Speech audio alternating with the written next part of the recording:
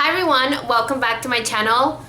I still don't know how I want to name this video, but basically I am a makeup artist. This video it's going to be for those people who like to get their makeup done at counters, for any counter in general. I know there's a lot of people that like to use Smashbox, Laura Mercier, Dior, and so on and so on. Even people that go to Sephora. Reason why I wanted to do this video, it's because I've seen some of my clients say, oh, I had such a horrible experience with this person, or I had such a horrible experience when I did my makeup for prom last year, stuff like that. So I thought of things that might help you if you are going to get your makeup done at a counter, to pretty much achieve the look that you want, and stuff that will be easier for you to say to your artist and stuff like that and so on. So I really hope this video will be helpful to you. So this is a little bit of an artist point of view, so you can really understand where we come from. And I don't know, I'm just gonna start with it, and if this helps you in any way, then I'm gonna be just very, very happy about it. I would start by saying, if you are going to get your makeup done, show up to your appointment with absolutely no makeup. I personally do not, if I have to, I'll do it, but I personally do not like to start makeup application on old makeup. I know there are some people that enjoy to have their own foundation, and that's fine, but just wear stuff like if you want to have like your eyebrows done, because nobody can do your eyebrows. I can understand that more than anyone, because I'm very picky with my eyebrows. So I will, if I ever have to get my makeup done, I would have my eyebrows on myself, but I would tell the artist, hey, I have my eyebrows because I know exactly how I like them and stuff like that. So if it's more that way, then I think it's awesome. But if not, just try to have maybe just your moisturizer and your primer if there's something that you cannot live without, and just have like a clean face for your makeup application. This is pretty much like at the bottom of my list. I do have a list with everything I wrote down. Try to make an appointment so that person will know that you are coming. If you are able to talk to the person that will be doing your makeup, that's like even more fantastic, because you can tell them, hey, I'm going to have a birthday party, I'm going to a prom, I'm going to a wedding, it's my birthday, I'm going to a club. So that person will be able to take notes like, okay, Jessica's coming and she's going to a wedding, so that gives me an idea that she's going to be taking pictures, and there's going to be a lot of people that are going to have like their makeup done and stuff like that. So that would help you when you have your makeup application. So that's very nice. If by some reason you are not able to make an appointment and you have to walk in, just know the artist might not be able to do it, and don't be upset about it. At the end of the day, it's your fault that you did not make a makeup appointment. I get so many people that come to me and they're like, hi, can you do my makeup like really quick, because I have like my birthday party, it's like in 2 hours and I get to be done and my hair needs to be done, like can you do something, whatever you want. For me, that's like a huge red flag. I will probably 99.6% I would say no. If I'm the only one on the counter, I'd be like, I'm busy, I'm the only one. You need to make an appointment. You know, if you are walking in, you need to be very calm and not very calm, like very friendly, like, hi, I know I don't have an appointment. It's everything is how you word it. I feel like I don't have an appointment, I have a thing that I want to attend. I would appreciate you so much if you could do something. Whatever you can do will be better than what I can do. Like if you start like that, the artist will be like, oh, okay, I've done it. I'm like, whatever, even sometimes if I'm like about to like leave to my house in like 20 minutes and someone has come to me and said it like that, then I'm like, girl, sit down, let me know what you want, we'll work it. Because at the end of the day, we are artists. We love putting makeup on someone else's face other than ourselves. I feel like it's all in the right attitude, because artists are very emotional and sensitive. Maybe so for some people it's like, well, that's none of my business. who cares? But for us, it's like, for me, it means a lot how your energy is going to be, because I'm going to be feeding off it while I'm doing your makeup.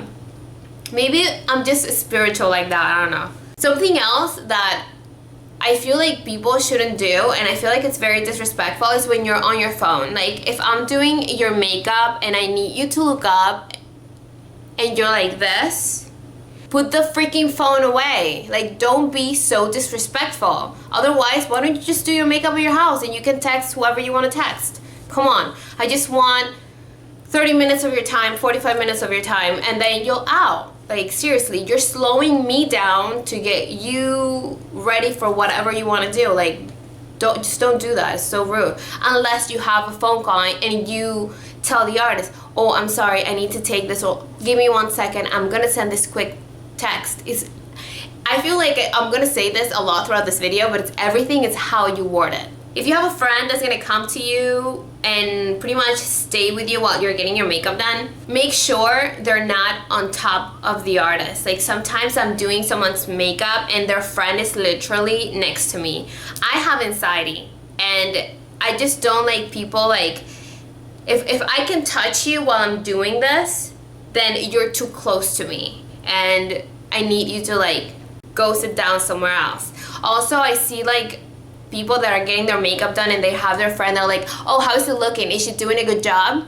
Like, dude, don't do that. Like, you will have a specific time where you'll be able to look at yourself and be like, you know what? Can you darken the crease a little bit? Or can you maybe do a little bit more blush? You'll have the time to do stuff like that. But if you have someone that's just doing, like, just started doing your eyebrows, is it looking good? Is it looking good? Like, can you chill for a second? Can you let me do my thing? And, like, it's not gonna look pretty right now. You need it to look pretty at the end. That's it. Like, it's not a pretty process. It's an ugly process, okay? Just don't. Let the artist know what you're picky about. Like, if you're the kind of girl that do not like your eyebrows to be so dark, let the artist know.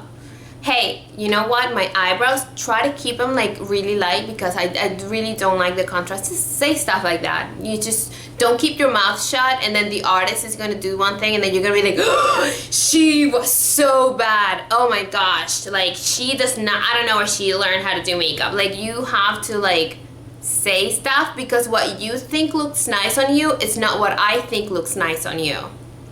It's really helpful by the time you're starting your appointment if you have a picture, and if you have a picture of what you're wearing. I get as excited as much as you are excited for whatever thing you're gonna do. But keep in mind, some artists will get inspired of it. Some artists would like to recreate the look. Just know that you might have an artist that's, oh my god, let's recreate this, or an artist that will tell you, well, I'm not gonna do the same thing, but I'll definitely have an idea of what you're going for, like if it's a light to dark eye, whatever. So just keep that in mind, because I feel like some people are like, are you able to do this? Are you good? I did not have this on my list, but I just thought of it. Whenever you're making an appointment and you'd say, oh, who's the artist who's gonna do my makeup? Oh, Maria's gonna do your makeup. Is Maria good? Like, what am I supposed to say? Especially if that person works on my team. Like, really? Do you think I'm gonna be like, girl, Maria, you don't want that? But that's the kind of question that it does not matter how you phrase it. It makes you look like a complete moron. If you're that picky, hire a makeup artist. You call them, you make a trial, and then you're paying them. Don't go to a counter where you're not paying someone directly and then disrespect them by saying, hey, is that person good? Or, hey, are you good? For how long have you been doing makeup? Like, another thing is, don't get sassy or don't get smart with your artist. They literally have your face on their hands. I'm the kind of person that I'm very straight. I might not be the nicest. If you're nice to me, then I'm nice to you. But if you're sassy with me, you might not want to do that. You know, I could totally, like, mess you up right now. I don't think you want to do that. If an artist asks if they can take your picture, always say yes. Reason why is because they're pretty much being involved in all the process. They will make sure you will look as good as you can be because they want that after picture to be bomb. I've seen some girls that they would say yes to the before and after, then they would tell me, you know what, just if you cannot post the before picture, that'd be great. And you know what, you respect that. Like every time a girl tells me like, where are you gonna post this? I tell them, I'm gonna post it on Instagram. I might use it on my portfolio, and sometimes they're like, you know what, I'm comfortable with you using it on the portfolio, but just not on Instagram. And you as the artist, you have to respect that. Last but definitely not least, you do not have to do this, but it is very appreciated when you tip the artist, especially if they did an amazing job and if you had an amazing experience with them. I'm not saying every time you have to tip an artist, like if someone just did a horrible thing in your face and you're like, what? Just don't tip them, that's fine. If you just walked into an appointment, if you're late, if you were a pain in the ass, because sometimes you know you were, you tip that person to let them know, you know what, I was a pain in the ass, but there you go. I appreciate what you did. You made me look good. Thank you so much. If that person comes back the next week, they don't have an appointment, you're about to leave, you remember that person. That person was the pain in the ass that taped you before. What do you think I'm gonna say? Girl, sit down on my chair. I'm gonna take care of you right now. So a little tip, I'm not saying tip them like $100. It's a little thing, $5, $10. It goes a long way for that artist, so keep that in mind. One thing that I cannot finish this video without saying it and addressing it. We know you might not know a lot about makeup, and that's fine. But I get, and this is my personal experience, I'm not talking about anyone. I've had girls that they are like, I tell them, I'm like, what kind of look do you want to have? Especially for your eyes. And they would say, I want a smoky eye. And I personally absolutely love a smoky eye. I think it's hot. Love it. I have to ask, do you know what a smoky eye looks like? And that's when the girls get a little, bitch, you didn't ask me just if I knew what a smoky eye was. Of course, there's YouTube, duh. So that's when I tell them, I'm like, okay, show me a picture of what you think a smoky eye is. At the end of the day, they are so thankful that I asked them for that. Because if I did a smoky eye on a girl that does not know what a smoky eye is, she's going to end up saying that I did not do a good job. I've had girls that are like, she did a smoky eye for my prom. Girl, I looked so ugly. And then they showed me a picture. I'm like, I'm sorry, but that is a smoky eye. So if you do not know what a smoky eye is, it's one shade diffused up. So it's one shade. It could be a black smoky eye, it could be a brown smoky eye, it could be a blue smoky eye. It's a light to dark. That's not a smoky eye. Just bring the picture. I've learned the hard way that what you consider a smoky eye is not what a smoky eye is.